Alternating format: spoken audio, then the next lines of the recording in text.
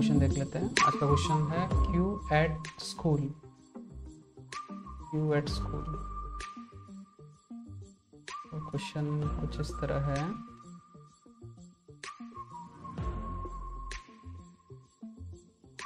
तो क्वेश्चन ये कहता है कि एक स्कूल में जब ब्रेक हुआ तो ब्रेक होने के टाइम पे बच्चे एक कैंटीन में गए। ठीक है, कैंटीन में गए। तो जैसे ब्रेक हुआ तो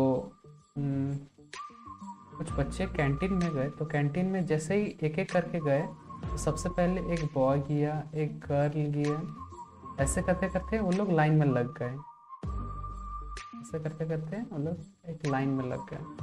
तो कुछ देर खड़े रहे। उसके बाद लड़का लोग आगे था और कुछ लड़की पीछे थे। तो बॉयज़ लोग को थोड़ा ऑकवर्ड लगने लगा, इसीलिए क्या किए, वो सोचे कि रोटेट कर लेते हैं। तो उन्होंने क्या किया कि गर्ल को आगे आने को कहा। जैसे पहले बॉय ने कहा कि रोटेट कर लो, स्विच कर लो, स्वैप कर लेने बोले। तो गर्ल क्या किया, ये एक पोजीशन स्वैप कर दिया और बॉय एक पोजीशन पीछे चल गया। उसी तरह ये वाला बॉय भी स्विच कर गया और ये वाला गर्ल भी आगे स्वैप कर गया। तो अब कुछ इस तरह हुआ क्यू का लाइन। सबसे पहले गर्ल था, फिर बॉय हुआ, फिर गर्ल हुआ, फिर बॉय हो गया। अब क्यू पहले ऐसा था, अब क्यू ऐसा हो गया। ये एक रोटेशन से हुआ। तो क्वेश्चन कुछ इस तरह था कि हम लोग को दो इनपुट लेना है। दो इनपुट में सबसे पहले इनपुट लेंगे कि टोटल नंबर ऑफ कितने स्टूडेंट्स लाइन में लगे हैं। ये पहला इनपुट रहेगा हम लोग का, नंबर ऑफ स्टूडेंट्स। उसके बाद सेकंड इनपुट रहेगा कि जैसे यहाँ पे हम लोग एक ही रोटेशन किए हैं, ये एक से ज़्यादा भी रोटेशन कर सकते हैं, इसीलिए नंबर ऑफ रोटेशंस का भी एक इनपुट लेंगे। और उसके बाद थर्ड इनपुट रहेगा एक क्यू की। क्यू मतलब ये जो लाइन में लगे हैं बच्चे, ये किस पैटर्न में है। जैसे पहले एक बॉय है, इस पहला वाला केस में एक बॉय है, फिर गर्ल है, फिर गर्ल है, फिर बॉय है, फिर गर्ल है। तो इसका देख लेते हैं। जैसे पहले बॉय है, फिर गर्ल है, फिर बॉय, फिर गर्ल, फिर बॉय, फिर गर्ल। जब ये आगे हैं, ये नंबर 1 में है, सेकेंड, थर्ड, फोर्थ और ये फिफ्थ। तो जब पहला रोटेशन हुआ, पहला रोटेशन जब हुआ तो पहला रोटेशन में क्या हुआ कि बॉल जो अगर बॉय आगे है तो वो गर्ल के साथ, अगर उसके पीछे गर्ल है तो वो स्विच कर लेगा। तो ये हुआ गर्ल, ये हुआ बॉय, फिर गर्ल है। इसके बाद एक जैसे फोर्थ और फिफ्थ केस में है, जैसे यहाँ बॉय आगे है, गर्ल पीछे है, तो ये स्विच कर लेंगे, गर्ल और बॉय। ये आउटपुट आ गया हम लोग का, girl boy, girl girl boy. Same question में अगर एक और रोटेशन होता है, जैसे यही क्वेश्चन, जैसे एक बार रोटेशन में ये आया और यही इसी का जब और एक बार, इसी का अगर और एक बार जब रोटेशन हुआ, जैसे यहाँ दो रोटेशन है, सेम ही क्वेश्चन है, इसको एक रोटेशन में देखे हैं और इसी का ही जब दो रोटेशंस में देखेंगे तो ये आएगा कि इसमें फिर हम लोग चेक करेंगे कि आगे बॉय और पीछे गर्ल है कि नहीं। तो यहाँ जैसे इस केस में है, ये सेकंड वाला है, इसमें बॉय है और यहाँ गर्ल है, तो ये स्विच कर जाएगा एक दूसरे से। ये होगा गर्ल गर्ल बॉय, और ये तो और स्विच नहीं करेगा क्योंकि गर्ल आगे है। ये होगा गर्ल और ये बॉय। तो ये सेकंड ये वाला आउटपुट आ गया। उसी तरह इसको थोड़ा सिंपल में देखते हैं। इसमें जैसे इस केस में जैसे देखते हैं कि इसमें टोटल हम लोग टोटल इनपुट 3 लिए हैं। ये थर्ड वाला है, ये थर्ड वाला देखते हैं। इसमें जैसे टोटल 3 बच्चे हैं लाइन में, बॉय, एक बॉय है, उसके पीछे एक गर्ल है, उसके पीछे एक गर्ल है। तो जब पहला रोटेशन होगा, पहला रोटेशन में जो बॉय फिर गर्ल है, तो जब पहला रोटेशन होगा, पहला रोटेशन में देखेंगे कि बॉय आगे है, फिर गर्ल पीछे है। तो देख रहे हैं कि इसमें तो है तो ये स्विच कर जाएगा, तो ये होगा गर्ल बॉय फिर गर्ल। जैसे यहाँ पे स्विच हो गया, जैसे यहाँ स्विच हो गया, जैसे बॉय और ये इस गर्ल के बीच ये स्विच हो गया। तो जैसे स्विच हो गया तो ये बन गया गर्ल बॉय फिर गर्ल। फिर जब एक और रोटेशन हुआ तो एक और रोटेशन में देख रहे हैं कि सेकंड जो S1 हुआ, जैसे इस केस में हम लोग, तो ये देख रहे हैं कि बॉय आगे है फिर गर्ल है सेकंड रोटेशन में। तो सेकंड रोटेशन देखने के बाद ये फिर स्वैप कर जाएगा। तो स्वैप करने से ये बॉय इधर आएगा और ये गर्ल इस तरफ स्विच कर जाएगा, तो फाइनली ये बनेगा, फाइनल आउटपुट होगा। जैसे यहाँ पे देख रहे हैं, इसका कोड देख लेते हैं एक बार।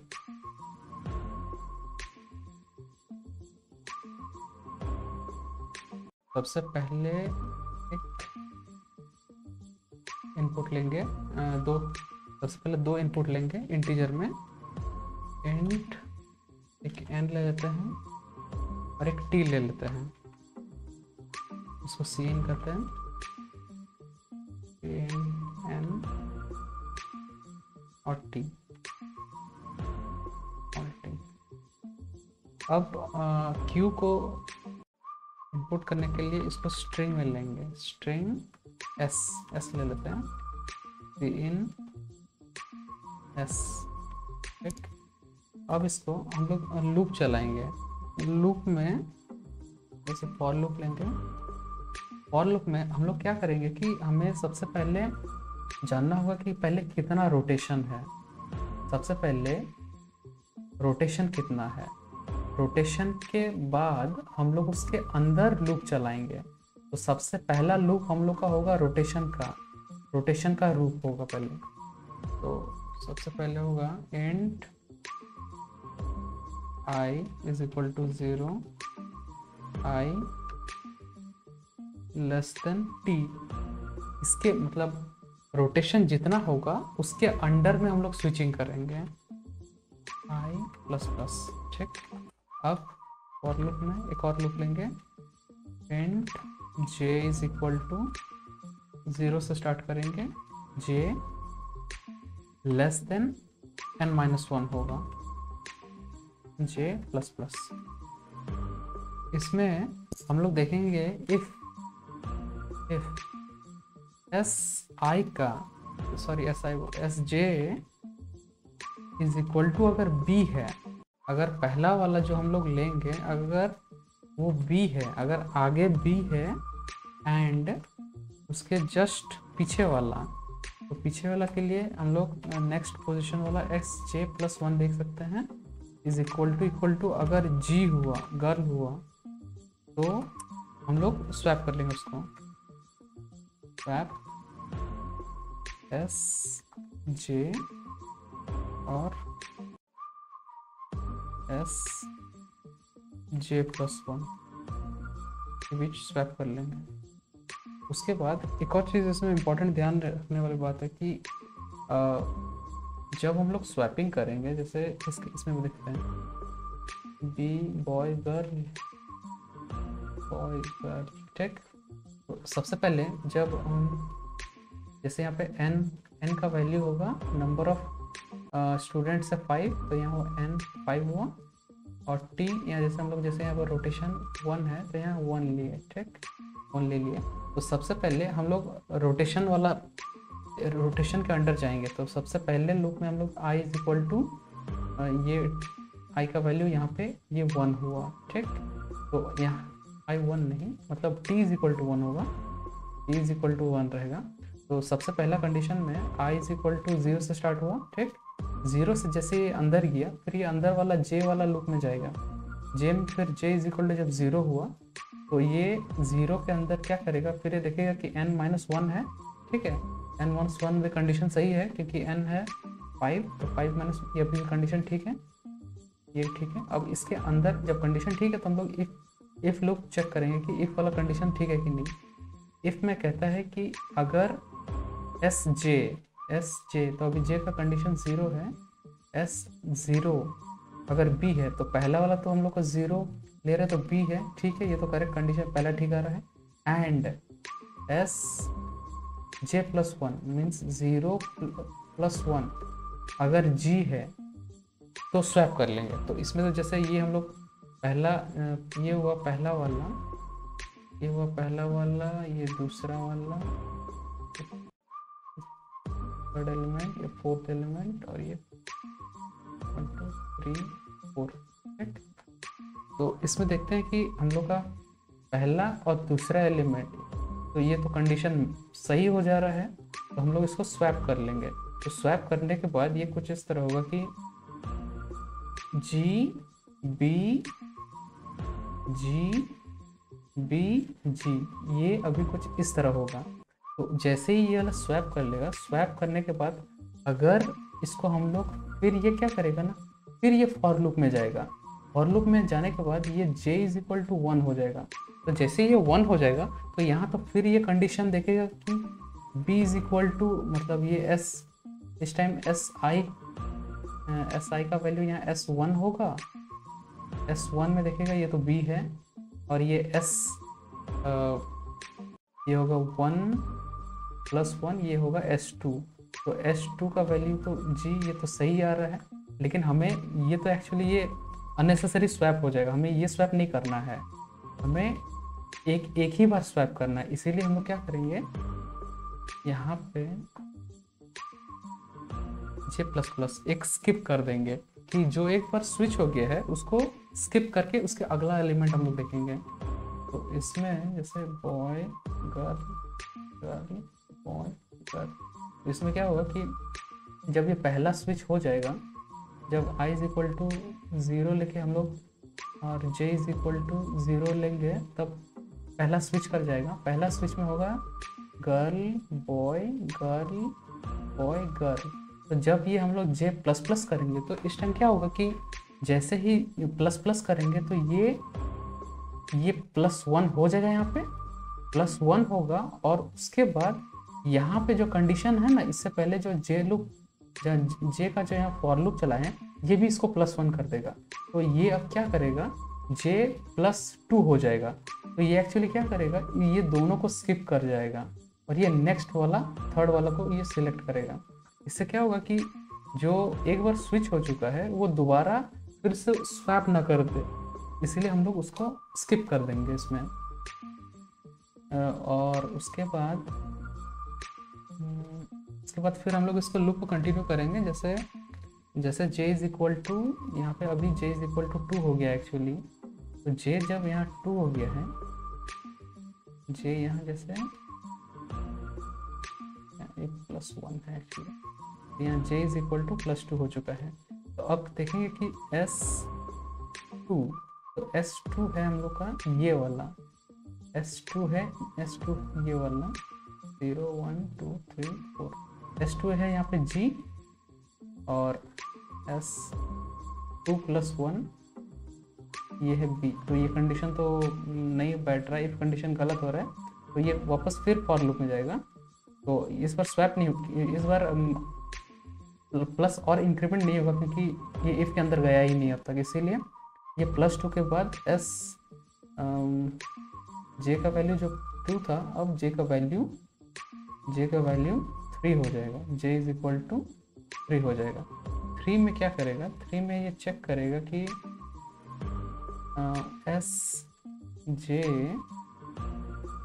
या एस जे हम लोग को कुछ इस तरह था ना, बी एक स्विच के बाद हुआ था जी बी जी, पहला स्विच के बाद ऐसा हुआ था।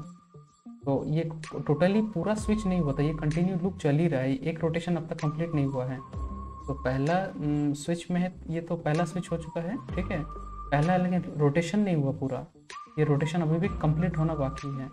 तो ये तो हम लोग S2 चेक किए, अब S3 चेक करेंगे। J का वैल्यू अभी 3 है, तो S3 इज इक्वल टू है B, ठीक है, और J प्लस 1 यानी 4, यहाँ देख रहे हैं G है, तो ये कंडीशन मैच कर रहा है। जैसे कंडीशन मैच करिए तो ये स्वैप कर जाएगा। तो अब होगा जी जी बी, ये स्वैप करिए। ठीक है, स्वैप करने के बाद ये अभी जे का वैल्यू क्या होगा, ये होगा 4, यहाँ पे 4 आया, और जैसे ही ये तो नीचे वाला का +1 कर दिया, उसके बाद फिर जब ये यहाँ पे गया फॉर लूप का यहाँ पे, तो फिर ये +1 कर दिया, तो जे का वैल्यू अब टोटल 5 हो चुका है। लेकिन हम लोग फॉर लूप में देखेंगे कि यहाँ एन का साइज तो 5 है, 5 - 1 यानी 4, और ये तो ये कंडीशन एक्चुअली फुलफिल नहीं कर रहा है, इसलिए फॉर लूप यहीं ख़त्म हो जाएगा, फॉर लूप यहीं ख़त्म हो जाएगा। और तो जे का लूप तो टोटली कंप्लीट हो गया। जब जे का लूप कंप्लीट हो गया, अब फिर दोबारा ये आई का लूप में फिर वो चेक करने जाएगा कि अभी भी क्या और भी रोटेशन है। जैसे पहला हम लोग आई 0 लिए, अब आई इज इक्वल टू, जैसे इंक्रीमेंट +1 था तो आई इज इक्वल टू 0 + 1, अभी आई का वैल्यू 1 हुआ। लेकिन हम लोग देखेंगे कि रोटेशन तो यहाँ एक ही बार था, तो ये कंडीशन भी अभी फुलफिल नहीं कर रहा है, इसलिए फॉर लूप भी खत्म हो गया। तो जितना स्वैप करना था मतलब वो रोटेशन हो चुका है। अब हम लोग इसको सी आउट करके देख सकते हैं सीधा।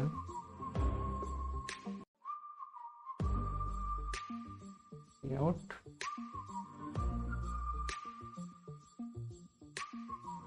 सी आउट एस, रन करते हैं। Double inverted,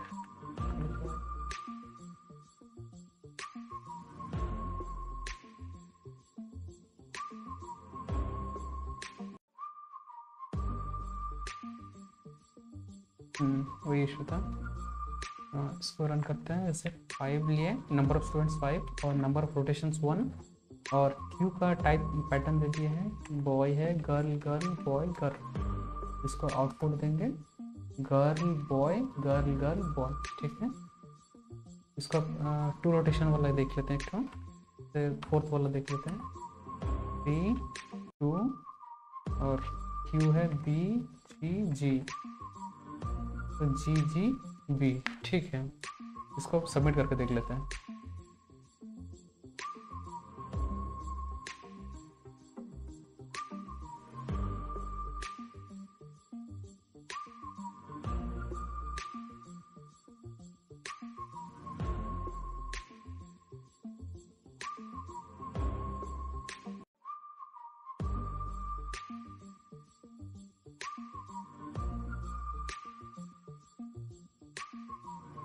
successful. ठीक है।